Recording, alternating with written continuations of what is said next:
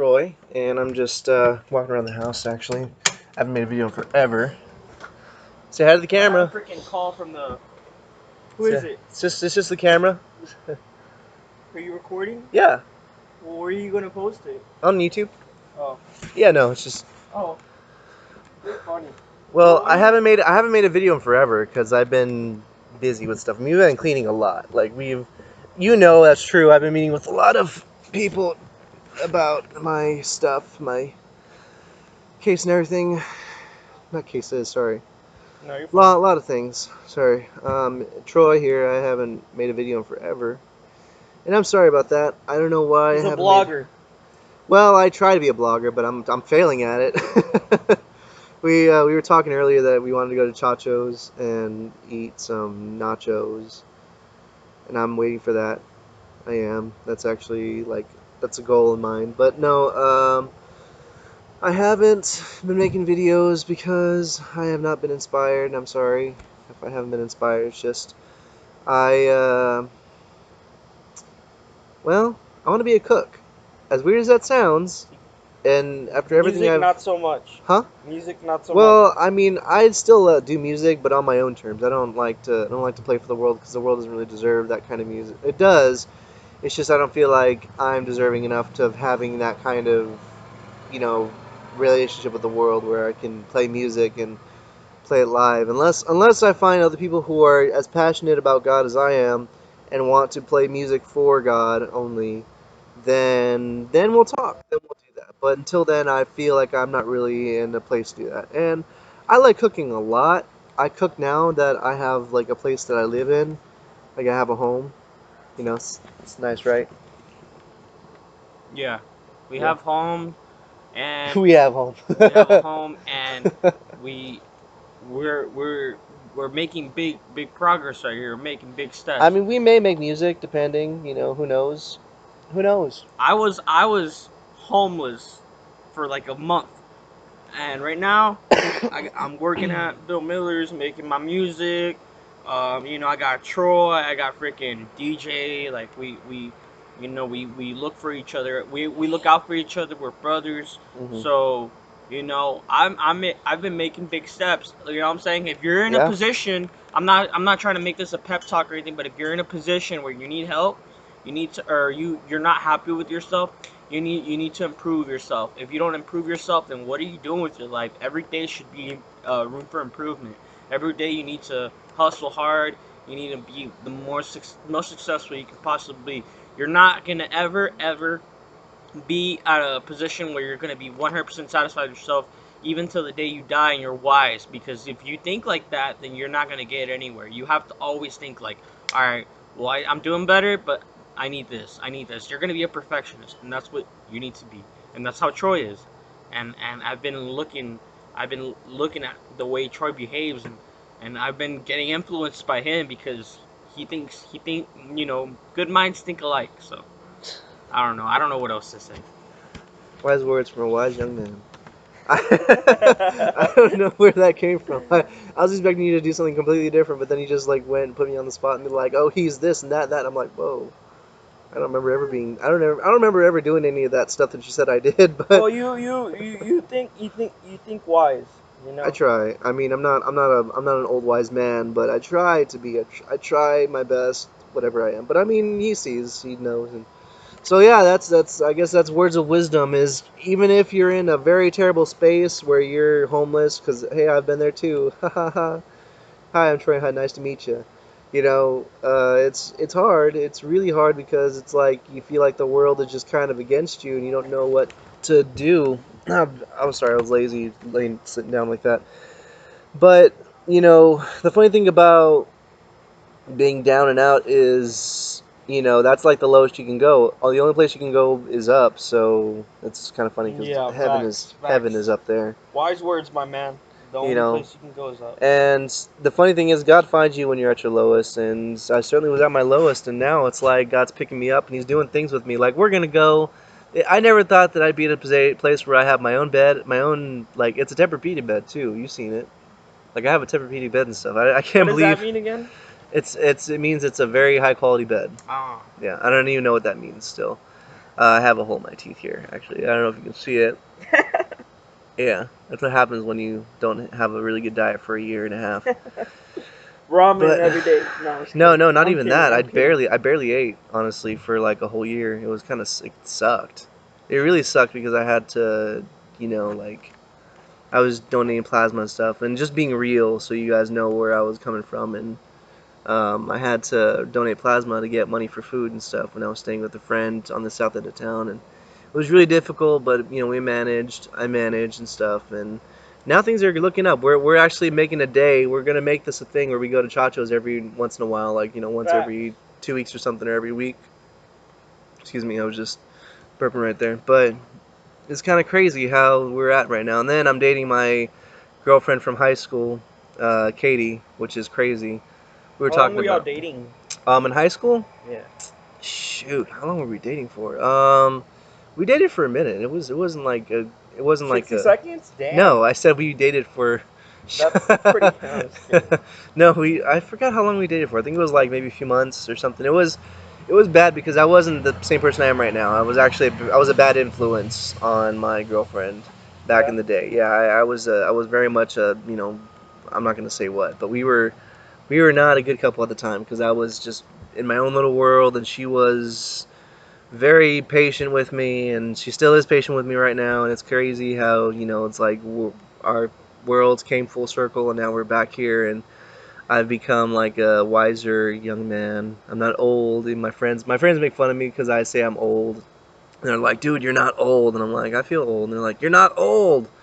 So yeah, no, we're doing that, and this is just a video just to say hi, see how everybody's doing, and we're kind of out here in the country somewhat. So, I mean, not like in the country, but we're pretty far out here. We're pretty far in the sticks. Like, where are we at? Like 1604 in Calabria-ish Yeah. area. Yeah, we're pretty far out there. Not gonna say exactly where we are because that's privacy, but we're pretty far out there. Oh, I'm getting a call. You're gonna get a call. All right. Well, I gotta hang up. Hello? So. Thank you for tuning in. I'm sorry that I haven't made any videos recently. Actually, I still can. You know what? No, forget that. I'm going to get my Bible out here. I'm going to get my Bible out here. I'm not going to. Sorry. Get to see my room a little bit. Yeah, forget that. I'm going to actually get my Bible. Here's my Bible. Oh, shoot. Where is my Bible? Hang on. No, I don't want my pocket Bible. I want my real Bible. One sec, one sec. Here it is. Found it. My grandma's Bible. So, before my grandma went to a home for people, that's my room, by the way. Before my grandma went to live in a facility where they take care of people who have dementia and Alzheimer's and stuff, she gave me her last thing, her Bible. She gave me her Bible. It's funny because this Bible has a little thing on it that looks like a shooting star. I don't know if you caught that here. A little shooting star there. So she gave me her Bible before she went to that place, and she gave me her blessing. She kind of put her hand on my head and kind of told me that she gave me her blessing, which is funny because the same kind of blessing is that what Israel gave to um, Jacob instead of Esau from that book where he's giving his blessing. Esau's the older brother. He's the hairier brother. He's got a lot of hair.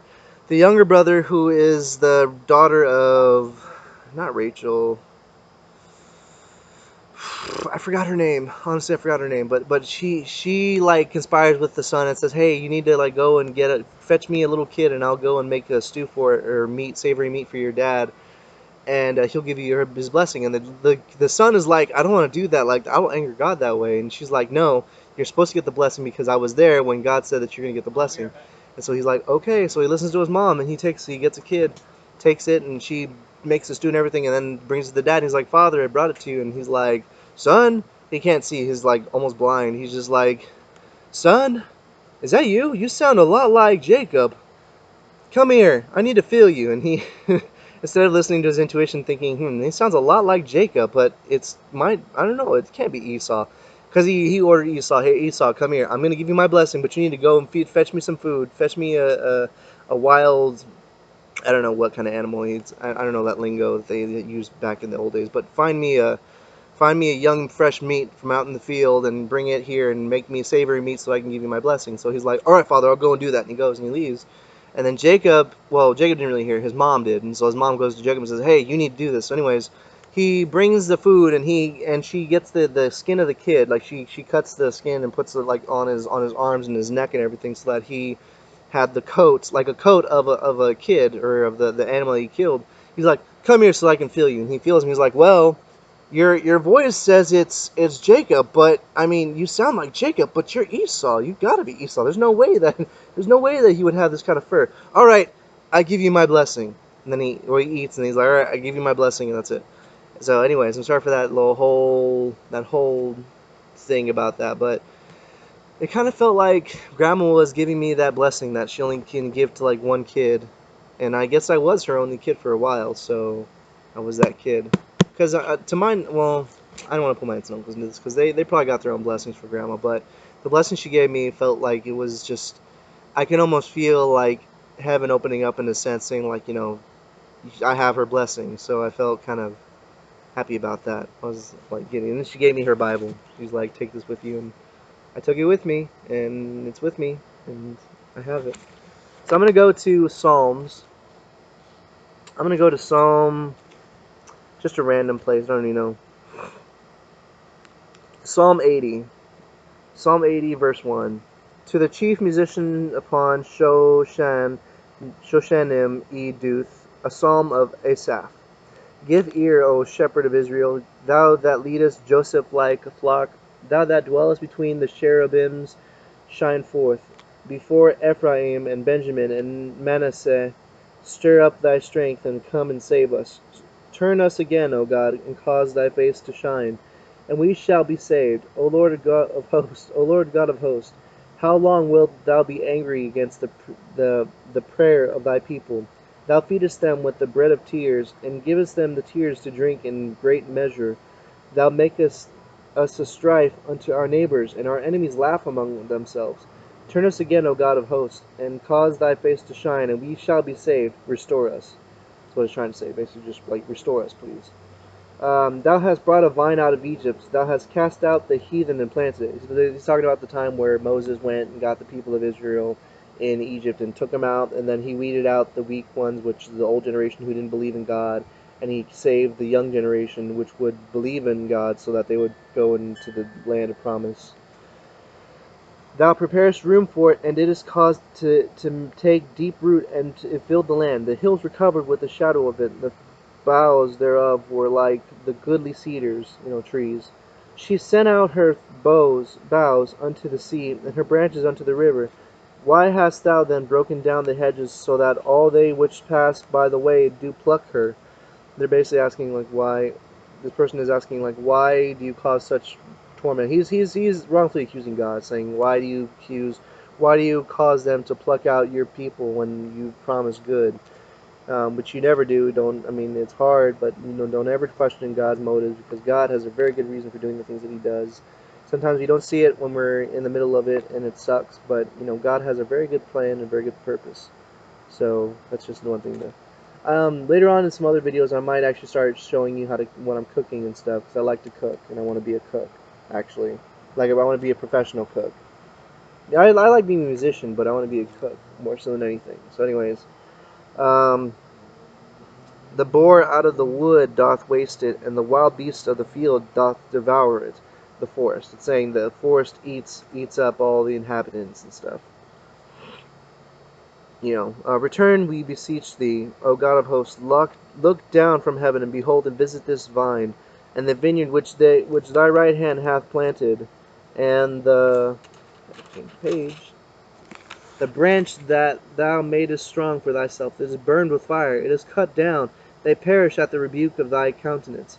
And he's talking about the vines that are cut down because they're not fruitful, that they're blaspheming God, they're saying things against God, they're doing all kinds of things to their heart's content, which is evil in God's eyes and stuff.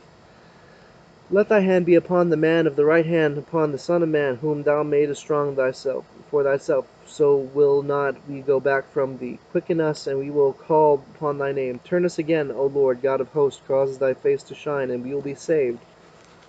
Basically saying that, we're going to call upon the Lord and the Lord only, because we are not worthy to know his name in heaven. He gives us his name that we know on earth, which is God, Lord Almighty, Lord God Almighty, whatever. Elohim, a whole bunch of different names to label him by. I just wanted to share a little bit from the good book that my grandma gave to me because she gave me her book. She could have given it to any one of her sons and daughters, but she chose to give it to me. So I cherish this blessing more than anything. This is my most prized possession that I own, and I love it. And so I'm going to leave this video as it is, and I will bid you adieu. Thank you so much. Thank you so much for joining us. Sorry. I like to do little voices. But anyways, thank you so much for joining in. I'm so glad I was able to share with you a little bit of piece of knowledge from my blessing that my grandma gave to me. I will leave at this. You want to say any last words before I sign off? Uh, don't do drugs. Stay in school. Keep working on your passions, and always strive high. Don't give up. Life can get hard. Trust me, life can get hard. Just don't give up, and always stay motivated. Always have a goal in your life. Don't ever just give up. So yeah, just work on that goal. Because if you don't have goals in your life is meaningless. Bam. And Hello. that's it. Hey, and she's back. All right. Well, thank you so much. Hello. I bid you adieu. Thank you. This book thanks you too.